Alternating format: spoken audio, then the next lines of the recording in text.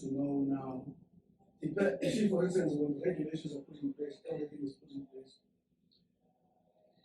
it indicates once we were a state of disaster, it indicates rights and responsibilities. And it is also going to indicate the government responsibilities. And what you allocate and what you don't, it falls in there. That is not in my bed. I think Treasury will guide in as far as that is concerned. We are unable to say how much will be, depending on the obligations that actually emanate from this declaration, that then will determine. Cabinet expresses condolences to the family and friends of hip-hop artist Mr. Keyman Forbes, particularly known as AKA, and celebrity chef Mr. Tibelo Mutwane, who were recently gunned down in Durban. Cabinet also expressed its sympathies to the family and friends of anti-crime activist Mr. Ayop Mungali, who was recently shot dead at El Dorado Park in Johannesburg. He was the national director of the People Seeking Justice Action Group, a movement which mobilized community members to take a stand against gangsterism and drug dealing. Cabinet expressed condolences to the families and friends of those killed in recent mass shootings in the Western Cape, KwaZulu-Natal, and the Eastern Cape. These heinous and cold-blooded attacks, which are being investigated by law enforcement authorities, highlight the prevalence of gun violence and its impact in the communities. Cabinet reassures South Africans that South African Police Service is being strengthened to prevent crime. This includes putting more police on the streets and setting up specialized teams that will focus on specific types of crime. If you want to say where DA leads, you've consciously said nothing about the state of Tshwane. You've consciously said nothing about the state of Johannesburg.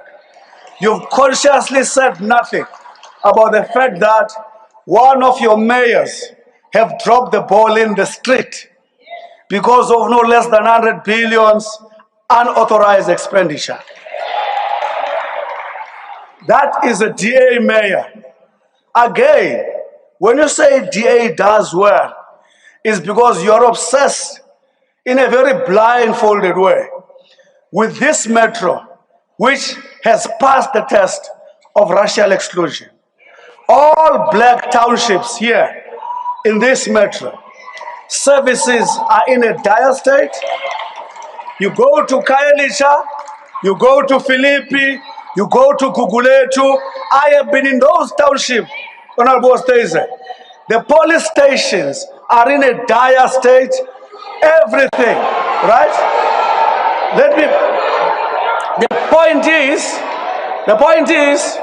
The point that I'm making to you is that Western Cape is a test of resilience of racial exclusion. You have not run, when you go to Joburg and you do juxtaposition, you do a contrast.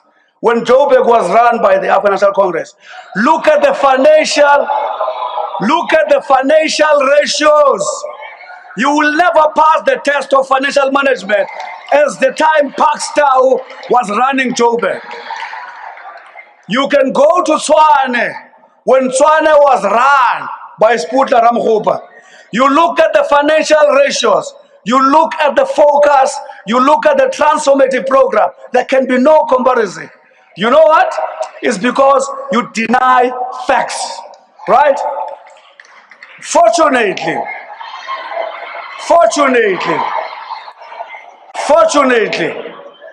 in 2024, our people are very clear about facts. They know that DA's future is based on a racially exclusive South Africa. Mr. Keyman Forbes, particularly known as AKA, and celebrity chef Mr. Tibelo Mutwane, who were recently gunned down in Durban. Cabinet also expressed its sympathies to the family and friends of anti-crime activist Mr. Ayub Mungali, who was recently shot dead at El Dorado Park in Johannesburg. He was the national director of the People Seeking Justice Action Group, a movement which mobilized community members to take a stand against gangsterism and drug dealing. Cabinet expressed condolences to the families and friends of those killed in recent mass shootings in the Western Cape, KwaZulu-Natal, and the Eastern Cape. These heinous and cold-blooded attacks, which are being investigated by law enforcement authorities, highlight the prevalence of gun violence and its impact in the communities. Cabinet reassures South Africans that South African Police Service is being strengthened to prevent crime.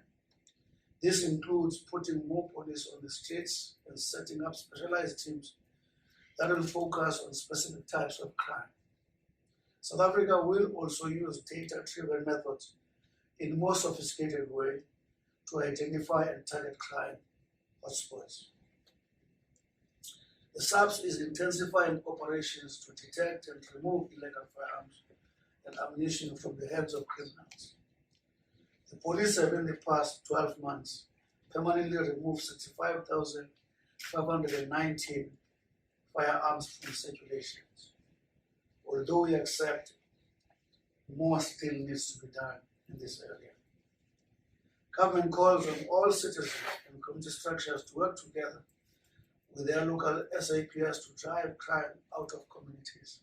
There are those who were bold enough to say there was no threat. When you get to the stage where the head of the state is sitting, the security are not necessarily hired on the basis whether they are prophets or not. They observe circumstances. They have got a duty to either react or proact. Where I'm sitting, I just want to say to you up front, there are a lot of surprises that occurred there. I thought EFF was leaving. Even myself, I was taken by surprise that they found themselves in the stage. Now, the question I'm asking, if even myself, I was surprised by seeing them getting to the stage, I was not sure what other surprise would occur. So, police act to make sure that the security, and I think General South Africa is happy with the way police have acted in that manner. And of course, we will always protect the freedom of expression in Parliament. People don't have to challenge government in the manner prescribed by government. They don't have to smile, they can frown, and they say sometimes you're stupid. We've never fought about that. You know, in South Africa, there's a limitation of rights, and security is a very critical matter. Imagine if they were allowed with the hope that they are peaceful, and anything anticipated happened, a different story would be told. I think police object to err on the side of caution.